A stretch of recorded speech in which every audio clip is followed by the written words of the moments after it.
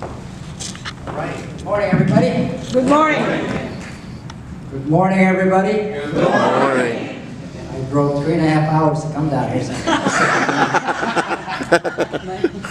All right. Everybody see me? Yes. Having spent all this time in the Army, 34 years, we used to be 6'4", 220 pounds. So I'm sliced. But just to one-up our commander, the highest-ranking Navy officer is Vice Admiral Raquel Bono, medical doctor, 3 stars. That's 3 stars. Never happened before. Also, we have a World War II veteran. His name is Jay Hubakar, who served EP-109. He's still alive today. October 22nd, we celebrated his 90th birthday. Fascinating story about Mr. Cohen. Okay, I am wearing Navy colors. Go ahead. All right. I just want to be sure that I'm welcome in Norfolk.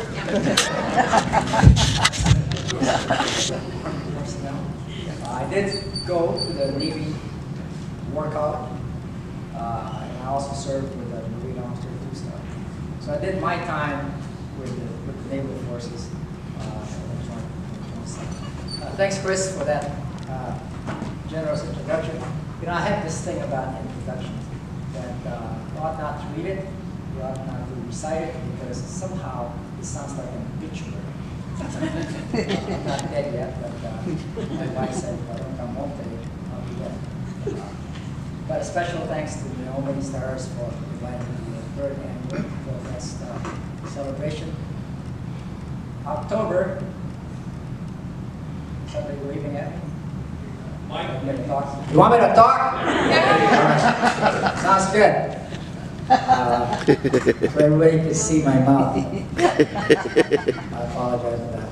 October is also, to add to what Naomi said, October 20th to the 24th, 1944, was the Lake Tail landing that started the liberation towards victory against the Japanese Imperial Forces at that time.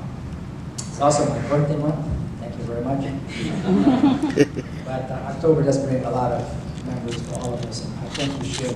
We're here for FilFest, but we ought to be appreciative of why we are doing that, not just for the 3rd year, but just about every year that goes through that we're doing that. Let me celebrate. It's great to be back in Norfolk. I come here often. I did stop here. Saw Chris, he doesn't remember me. I told him that I'm a very forgettable person way back when. So I would expect everyone attending FilFest today will have a good time, to have a wonderful fellowship in our community, and to be safe. To Congressman Bobby Scott, who is here, we welcome you, sir. He is all about Filipino because he has that part of us in his blood. To Chris and to the staff, welcome on those Saturday. What I'm going to present to you is just a microcosm of 75 years of history. And I'll show you a video and then show you the design of the Congressional Medal, which has stood 75 years. 75 years, I'm not even 75 years. So a little bit about myself. I immigrated to this country when I was 10. I was naturalized as a citizen when I was 11. My dad was in Germany. My mom and siblings, we all met in Hawaii because she wasn't going to go halfway around the world. My dad was a Philippine scout. Joined in April 1942. I'm sorry, February 1942. Captured in April 1942. The Commander Marker 142, Bataan, and took him there. So he was captured. He was a prisoner of war for 3 days of a 6-day march. And later escaped. He retired in 1962. So growing up as an immigrant was not always easy. Most of you who grew up as an immigrant because of what had happened in 1941, even before that. I served as a soldier for 34 years, following the condition of service, serving our country, which like what the commander said, in order to show your patriotism and citizenship, wear a uniform. And that way you will know what service to the country is all about. My best accomplishment is the life of having raised a blended family. multinationality, you might say. It's all about that. Retirement life, of course, is what surprises me. Then I signed up for Medicare. How many here are on Medicare? How many here would like to be on Medicare? So I signed up 2 years ago. Now you know how old I am. Signed up online, got my application number. This is a true story, by the way. I want to preface this. 2 days later, I get an email from Social Security. It says, please contact us. Something is wrong with your application. I blew him off. Next day, he sends me. His name is Mr. Edward Loudon. I'll never forget that name. Sir, you need to contact us immediately because something is wrong with your application. So I called him up and he says, General Taguba, we don't have you in our database as a United States citizen. I was aghast, I was surprised. I told him, are you one of those people, the scammers that go after the elderly, so you can get your money? He said, no sir, this is true. We do not have you on our database as a United States citizen. So I told him, I immigrated here, became a U.S. citizen when I was 11, 1961.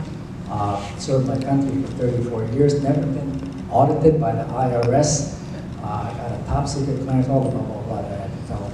He said, sir, I know we still don't have you in our database of the United States. Okay, what do I do? Because I was really mad. He says, take everything you have, passport, birth certificate, your DD-214, anything to include your Starbucks coffee card so you can actually provide that to the Social Security office. So I go there, because I was steaming, standing in line, got my number.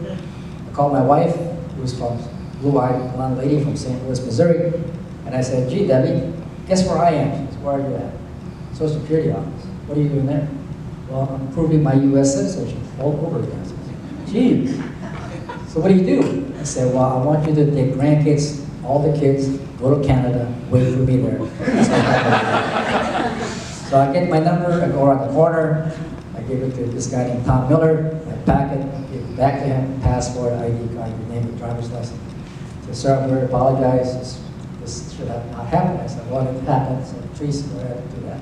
And then call Mr. Plowden and be sure that, I'll be documented. He gets that done in 10 minutes, he gives me back my pocket, my packet, and I said, I want to ask you one more question before I leave here. He says, what's that, sir? He says, am I now a legally documented citizen? He sticks out his hand and says, yes, sir, you are, and welcome to America.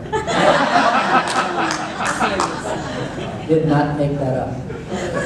So I called my brothers and sisters. I said, be prepared to show proof that you did not come here on a boat. You came here legally. Well, I'm not here to tell you about my story. What I want to tell you is to share with you a seminal point of history in the United States and also in the Philippines. Something dramatic happened and something bad happened after that. Freedom, as we say it, is never free.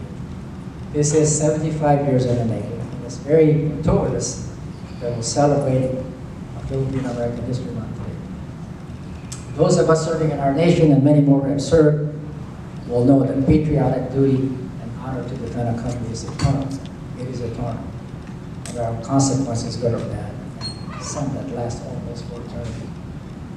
On July 26, 1941, President Franklin Roosevelt, issued a military order directing all organized military forces, men and women, to be placed under the United States Army Forces Far East in the Philippines, commanded by General MacArthur. Over 260,000 fought alongside American soldiers under that command with safety.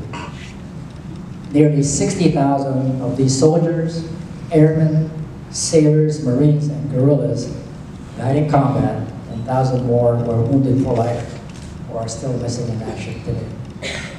So after the war that ended officially on December 31, 1946, but even before that, the United States Congress passed the Rescission Act.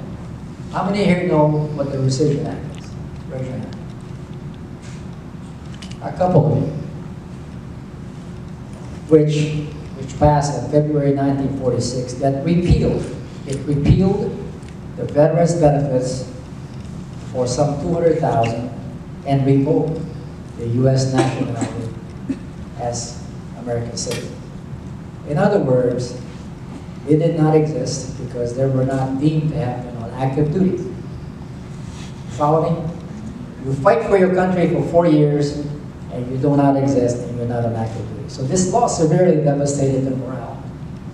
Sense of allegiance also was being questioned to the country they served to protect and willingly died for. They also felt betrayed from the nation they swore to defend. I've traveled across the country and spoken to them since we started this program in June of 2014. Some would talk about it, some would prefer not to talk about it. Some would just say, I just want my country, this country and the Philippines, to just say thank you. Thank you. 2 weeks ago, one of them, Mr. Seaton, Taguba was his name, died at 101, not knowing that the country ever said thank you to me. Most of these soldiers were Filipinos who were U.S. citizens, as I mentioned, since the Philippines was a Commonwealth or a territory of the United States from 1934 to 1946. The interminable cost of their mission, the infamous Bataan Death March and the guerrilla war, the fall of Corregidor, and the brutal ordeal to defend the United States was unprecedented. They had guaranteed their mission with their lives and in full measure to fight and defeat the savage enemy. Yet for 75 years, World War II veterans remained proud, they remained steadfast, they were stalwart and loyal to the United States despite the humiliation, injustice, and betrayal. And the sense of being inferior they suffered after the war. They waited all these years, and envisioned the day that Congress in this country would recognize them.